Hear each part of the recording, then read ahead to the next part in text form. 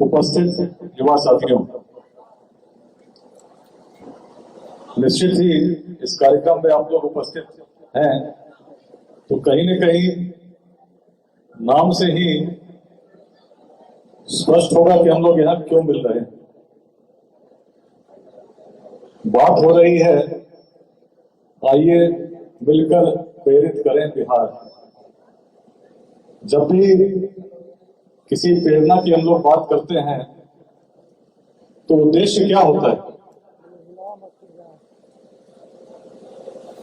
व्यक्ति चाहता है कि जो वर्तमान में चल रहा हो उससे कुछ बेहतर भविष्य कैसे हो, और तभी संभव होता है जब किसी प्रेरणा का संचार हो। आदमी सोचे कि मैं क्या कर सकता हूं, मेरी क्या क्षमता है। जब ऐसा सोचने लगता है तो स्वयं उस परिवर्तन का वो वाहक बन जाता है जिसकी कल्पना करता है। तो हम लोग बक्सर की इस पुण्य भूमि पर जब बात करेंगे तो सबसे पहले मैं इस भूमि का नमन करता हूं जो विश्वामित्र जी की तपस्थली रही है, स्वयं मर्यादा पुरुषोत्तम भगवान श्री राम की अध्ययन स्थली रही है, और अनेक गौरव जिसने इतिहास में प्राप्त किए हैं। सौभाग्य मेरा भी था वर्ष 2016 में दिसंबर के महीने में यहाँ की प्राचीन अवशेषों को देखने का अवसर मिला। बक्सर के संग्रहालय में भी एक एक मूर्ति को, एक एक छोटे से छोटे जो वस्तु रखी थी उसको भी देखने का अवसर मिला, और मन अत्यंत गौरवान्वित हुआ कि किस भूमि पर आज पुनः आगमन का अवसर मिला है। जब प्रेरणा की हम लोग बात कर रहे हैं तो मेरे मन में कल्पना यही है कि आप में से हर व्यक्ति में वो सामर्थ्य है जो दूसरे को प्रेरित कर सकता है। लेकिन उससे पहले आपसे मैं प्रश्न करना चाहता हूं कि कौन ऐसा व्यक्ति हो सकता है जो प्रेरित कर सकता है? बताइए, ऐसा कौन व्यक्ति हो सकता है जो प्रेरणा का प्रसार कर सकता है, प्रेरित कर सकता है? बोलिए, जोर से बोलिए।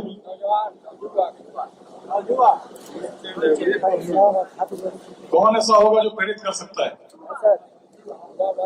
आप कर सकते हैं, कर ही सकते हो। तो मैं कह ही रहा हूं हर व्यक्ति में सामर्थ्य प्रेरित कर सकता है, और उसमें बेसिक देखिए वो मूल गुण क्या होंगे किसी व्यक्ति में जो किसी को प्रेरित कर सके।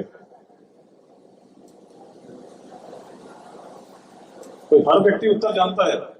बताइए, क्या गुण हो सकता है? ऐसे व्यक्ति में क्या गुण होंगे जो किसी को प्रेरित कर सके? क्या उपलब्धि होगी, क्या होगा? कैसा व्यक्ति किसी को प्रेरित कर सकता है? चलिए इसी बात यही बताइए। बिल्कुल, जो व्यक्ति सफल हो, जो व्यक्ति सफल हो, जिसको लगे कि देखकर किस व्यक्ति ने अपने जीवन में सफलता प्राप्त की है, इसके जो लक्ष्य थे उसने उसको प्राप्त कर लिया, वैसे व्यक्ति से ही तो हम प्रेरित होते हैं।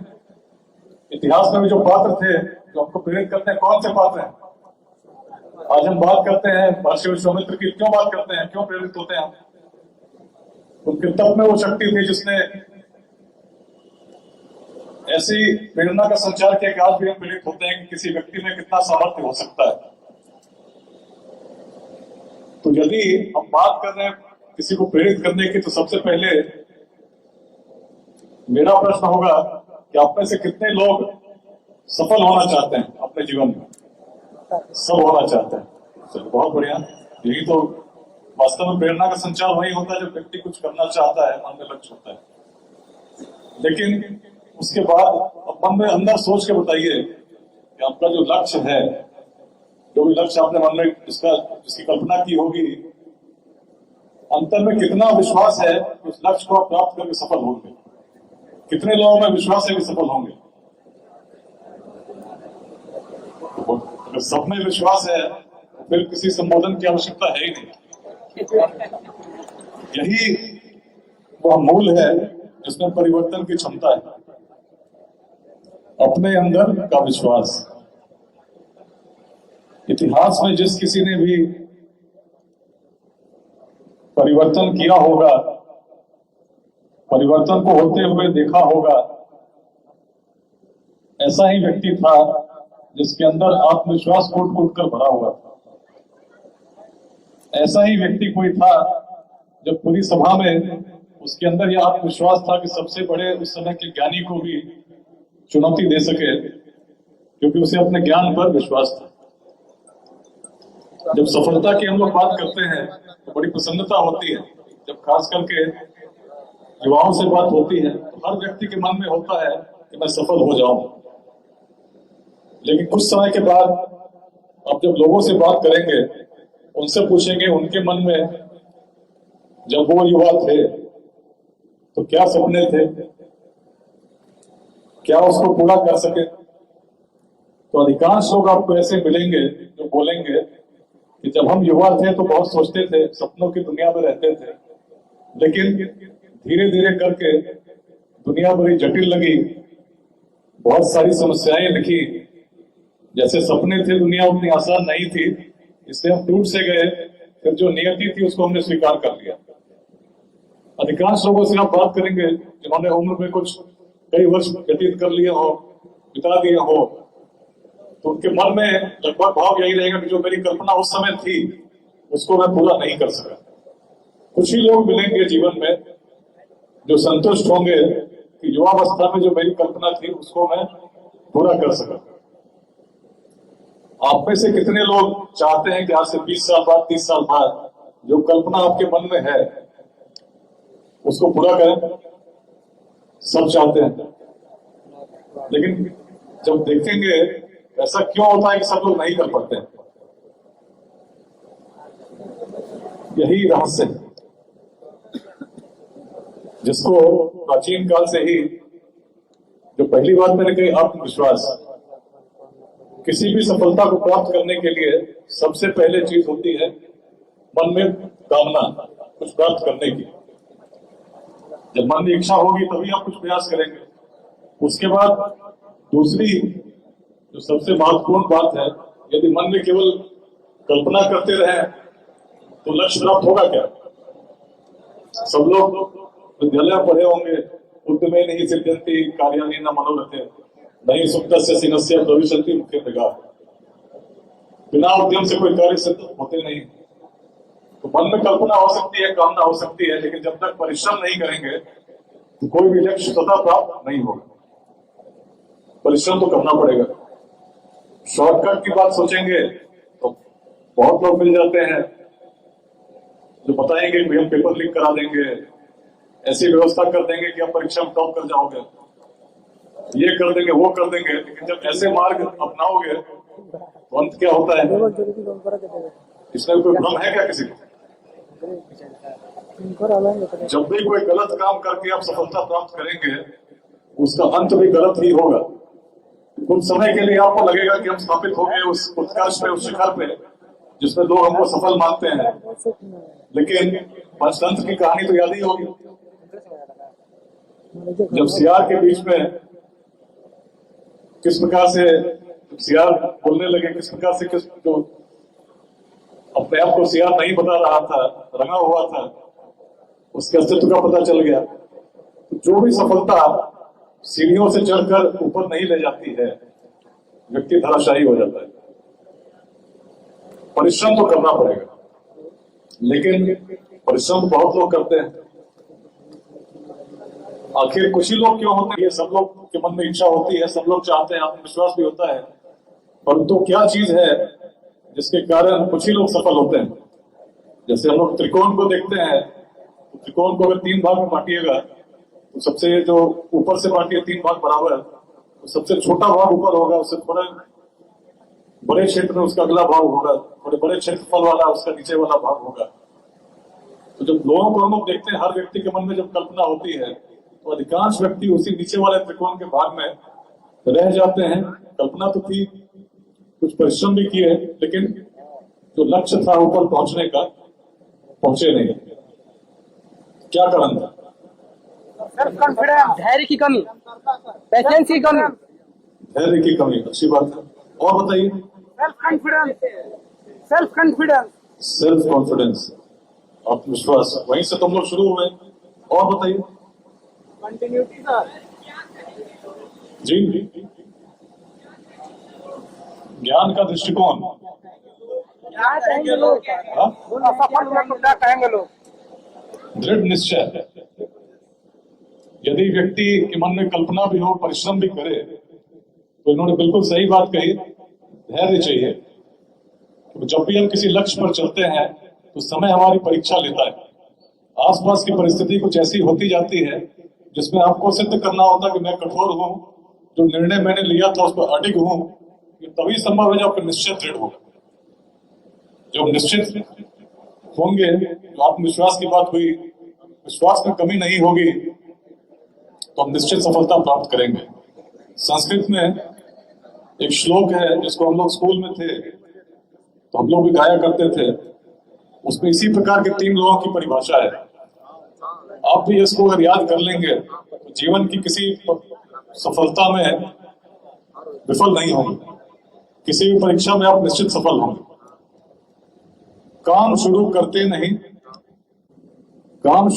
नहीं भय से नीचे लोग, मध्यम त्यजते बीच में देख विषम संयोग। काम शुरू करते नहीं भय से नीचे लोग, मध्यम त्यजते बीच में देख विषम संयोग। पर उत्तम वे लोग जो हर दुर्गम पथ झेल। उत्तम कौन है? उत्तम वे लोग जो हर दुर्गम पथ झेल, दृढ़ता से पढ़ते सतत बाधाओं को ठेल। जीवन में जो कल्पना आपने की, परिश्रम करना होगा। परिस्थितियां आएंगी जिसमें आपको लगेगा संभव नहीं, लेकिन आगे बढ़ना होगा। आत्मविश्वास। हम लोग तो वहां बैठे हैं जहां स्वयं मर्यादा पुरुषोत्तम भगवान श्री राम ने विद्या ग्रहण किया था। बात हम लोग कर रहे हैं बिहार की। तो सबसे पहले सफलता के सूत्र पे हमने बात की, क्योंकि कोई भी व्यक्ति तभी प्रेरित कर पाएगा जब स्वयं सफल हो। यदि स्वयं स्थापित नहीं हुए, अगर आपने स्वयं सिद्ध नहीं किया कि मैं क्या कर सकता हूं, मेरी क्षमता क्या है, तो भाई दूसरा व्यक्ति आपसे क्यों प्रेरित होगा, क्यों प्रभावित होगा? और वैसा परिवर्तन हम कैसे कर सकते हैं जिसको हमने स्वयं सिद्ध नहीं किया हो? अपने बचाव पर कितना सामर्थ्य है। और बिहार को जो प्रेरित करने की बात कर रहे हैं, क्यों करते हैं? बक्सर में हो, हर व्यक्ति गौरवान्वित है बक्सर के इतिहास में, लेकिन जब पूरे बिहार के समेकित रूप में इतिहास पर हम चिंतन करते हैं तो क्या पाते हैं? क्या गुण थे जो इस भूमि को परिभाषित करते हैं? बताइए। बिहार के इतिहास में जब सोचते हैं कि बिहार का इतिहास कैसा था, तो सबसे पहली बात क्या याद आता है? किस बात का स्मरण आता है? ज्ञान की कल्पना करें तो वेद लिखे गए थे पश्चिमोत्तर भारत में। सबसे प्राचीन ग्रंथ पूरे विश्व का कौन सा है? ऋग्वेद है। वेदों को ज्ञान का भंडार माना गया प्राचीन काल से ही। लेकिन वेदों की भी जब बात करेंगे तो वेदों में भी वो भाग कौन सा था जिसको सर्वश्रेष्ठ सर्वोत्कृष्ट माना गया? बताइए। सबसे प्राचीन तो ऋग्वेद है, लेकिन सबसे उत्कृष्ट वेदों में चिंतन को, ज्ञान को किसको माना गया? जहां वेदों का अंत हो जाता है, वेदांत। सबने सुना होगा, सुने हैं कि नहीं? वेदांत जिसको हम लोग उपनिषद कहते हैं। उपनिषद की भूमि क्या थी? कौन सी भूमि थी जहां उपनिषद रचे गए, जहां उनकी दृष्टि हुई? बताइए। वो कौन सा क्षेत्र था जहां उपनिषद का दर्शन हुआ? सन्नाटा क्यों है? तो हर व्यक्ति के लिए गौरव होना चाहिए कि जहां वेदों को हम प्राचीन काल में ज्ञान का भंडार मानते थे, वो वेदों में जो सबसे उत्कृष्ट कुछ था जिसको दर्शन मानता है, यही बिहार को था। मिथिला के इन जंगलों में आचार्य का अपने शिष्य के साथ संवाद होता है, श्लोक निकलते उनको उपनिषद कहते हैं, जिसने प्राचीन काल से हर भारतीय को प्रेरित किया। पूरे धर्म का आधार अगर कुछ है तो वेदांत। जिसमें उस प्रकार की दृष्टि है कि हर व्यक्ति में वही आत्मा है जो परमात्मा का रूप है। कोई भिन्नता है ही नहीं। आज हम लोग बात करते हैं लोगों को छोटे छोटे भागों में बांट कर, जिसको अनेक पशुओं को मिलकर खींचना हो, तो जब सभी पशु मिलकर खींचते हैं तो बड़ी तीव्रता के साथ आगे बढ़ता है। लेकिन यदि खींचने वाले जो पशु हैं आपस में संघर्ष करने लगे, एक कहे कि मैं आगे जाऊंगा, दूसरा कहे कि मैं पीछे चलूंगा, तीसरा बाएं जाने की जिद करने लगे, तो उस रथ का, उस गाड़ी की क्या स्थिति होगी? गाड़ी कभी आगे बढ़ेगी क्या? तो जब समाज की हम लोग बात करते हैं, राष्ट्र की बात करें, बिहार की बात करें, यदि आपस में हम लोग एक दूसरे का सहयोग करके एक साथ नहीं चलेंगे, संघर्ष करते रहेंगे, तो बिहार का भविष्य कैसा होगा? आज से जो प्राचीन काल से ही अक्सर आप लोग घर में पूजा में यज्ञ के अंत में जो पूर्ण था वो पूर्ण है और पूर्ण ही रहेगा। जो पूर्ण था पूर्ण है, पुनः पूर्ण में विलीन हो जाएगा। क्या मतलब था कहने का? पूर्ण का मतलब परमेश्वर। जैसे हम लोग कहते हैं आत्मा में परमात्मा का रूप, कहते हैं ना, घर में सुने होंगे आप लोग माता पिता को, बड़ों को कहते हो कि आत्मा में भी परमात्मा का ही अंश है। तो ऋषि ने कहा जो पूर्ण था वो पूर्ण है और पूर्ण में ही पुनः विलीन हो जाएगा, पूर्ण ही रहेगा। क्यों कहा? किसी छोटे से एक धातु को, मान लीजिए सोना है, स्वर्ण को हम लोग काटेंगे, छोटे छोटे भागों में खंडित करेंगे, तो छोटे से जो छोटा भाग होगा उसमें गुण क्या होता है? क्या गुण होगा, कैसा होगा? जो मूल धातु का गुण होगा वही होगा, कितना भी छोटा काट लीजिए गुण तो वही होगा, वैसा ही चमकेगा, वैसे ही प्रकार की चीज होगी। तो उसी प्रकार से यदि हम कहते हैं कि आत्मा परमात्मा का अंश है, तो कितना भी छोटा अंश होगा परमात्मा का, तो गुण क्या होंगे उसमें? क्या गुण होंगे? वही मूल गुण होंगे ना, ये अलग हो जाएंगे। और जिस परमात्मा की हम बात कर रहे हैं उसमें तो पूरे सृष्टि को संचालित करने की क्षमता है। जो भी चीज होती है, भगवान श्री कृष्ण ने कहा कि पत्ता भी हिलता है तो इच्छा से हिलता है। यदि उनका अंश हमें है तो गुण क्या होंगे? निश्चित वही गुण होंगे। लेकिन हम क्या करते हैं, अपने आंखों पर पट्टी बांध लेते हैं और कहते हैं बड़ा अंधेरा है, तो मैं तो सबसे निकृष्ट प्राणी मैं ही हूं, भगवान ने मेरी किस्मत फुटी कर दी।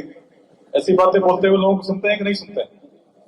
लेकिन जिसके अंदर देवत्व इस प्रकार भरा हो, यदि उसके अंदर ये बोध जाग जाए कि मैं कौन हूं, कहां से आया हूं, क्या करने आया हूं, तो जीवन का कोई भी लक्ष्य असाध्य नहीं है। मैंने स्वयं देखा है, बड़े बड़े परिवर्तनों को अपने इस छोटे से जीवन काल में होते देखा है। जब कल्पना जगी मन में और लोगों से वार्ता शुरू हुई, जब बोध जागृत हुआ किस प्रकार के लोग आप हैं, आपके पूर्वज कौन थे, चीजें बदल गई। बगहा में एसपी था, उत्तर बिहार में आप लोग नाम सुने होंगे, बड़ा बदनाम था, लोग मिनी चंबल कहा करते थे। मेरी पहली पोस्टिंग थी एक स्वतंत्र एसपी के रूप में। बहुत सालों से अपहरण हुआ करते थे, और जब लोगों से बात होती तो कहते कि अंग्रेजों ने भी लिखा था it's a university of crime.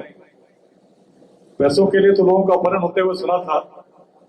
वहां पर लिस्ट बनती थी बाकायदा, जिसमें पैसों के साथ साथ अनाज, चांद मार्का की लुंगी, अलग अलग खस्सी, दूध, इस प्रकार की सूची बनकर दी जाती थी। और इंस्टॉलमेंट में भी पेमेंट की फैसिलिटी थी। बहुत समय से ऐसा ही चल रहा था। तभी मिनी चंबल कहते थे। भौगोलिक परिस्थिति बड़ी दुष्कर थी। और लोगों से जब बात होती तो कहते कि यहाँ तो महर्षि वाल्मीकि के समय से अपराध चल रहा है। क्यों कहते? क्योंकि वाल्मीकि भी कभी रत्नाकर के रूप में जाने जाते थे। उस समय जो अपराध था तो आज भी तो चले गए। ये तो इस भूमि की प्रवृत्ति है।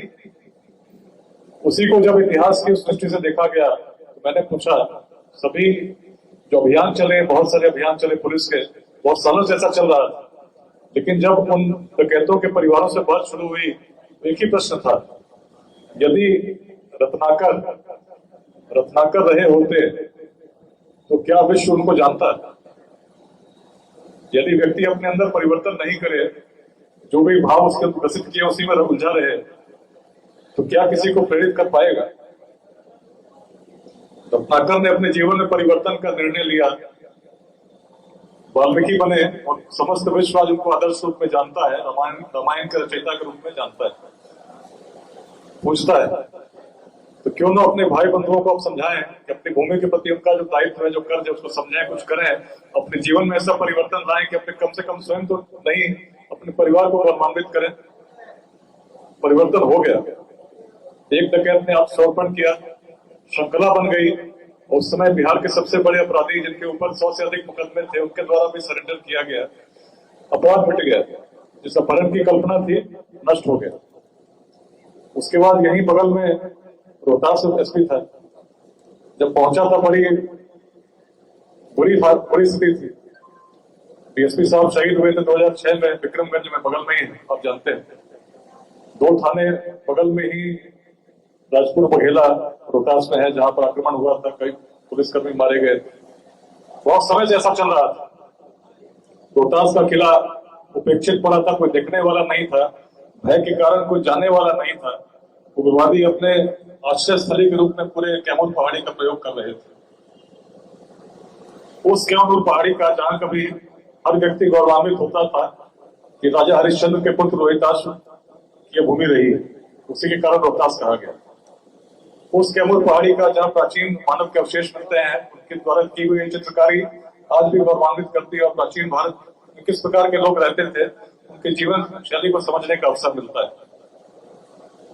उस कैमूर पहाड़ी का, जिसके रोहतास दुर्ग से कभी पूरे पूर्वी भारत का संचालन होता था और बहुत नजदीक तक, मुगल काल तक भी जब राजा मानसिंह थे, तो पूरे आज के उड़ीसा, बंगाल, बांग्लादेश सहित बिहार के क्षेत्र का कर सकते हैं। तो मेरी शुभकामना यही होगी, अपने अंदर की क्षमता को जानिए, क्षमता की कमी नहीं है। और जिस आत्मविश्वास के साथ आपने हाथ उठाया और कहा मैं सफल होऊंगा, आज से 20 साल बाद जब कभी मिले तो प्रतिज्ञा कीजिए, दृढ़ निश्चय के साथ आप परिश्रम करेंगे और मिलेंगे और बताएंगे कि जिस सफलता की मैंने कल्पना की थी, उसको मैंने अपने परिश्रम से प्राप्त कर लिया। तो यही मेरी शुभकामना है। और जो प्रेरित करने का अभियान हम चला रहे हैं, ऐसे ही लोगों को जोड़ने का अभियान है, जिनके मन में इस प्रकार का आत्मविश्वास हो, दृढ़ निश्चय हो और वो चाहते हैं कि हम कुछ करें। हर व्यक्ति चाहता है कि बिहार का भविष्य उज्जवल हो, लेकिन उसकी पहली सीढ़ी, पहला सोपान यही होगा, स्वयं स्थापित हो, उस रूप में स्थापित हो कि हम दूसरों को प्रेरित करें और मिलकर कुछ आंशिक ही सही, लेकिन समाज के लिए योगदान करें।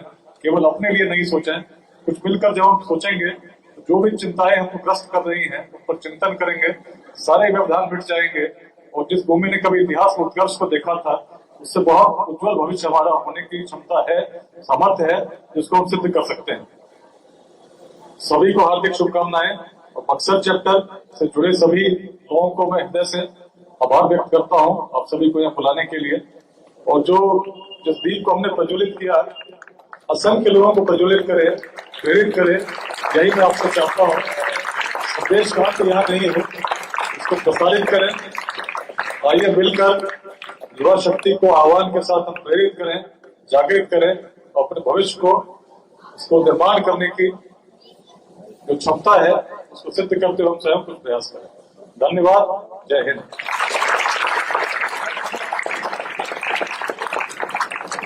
निश्चय ही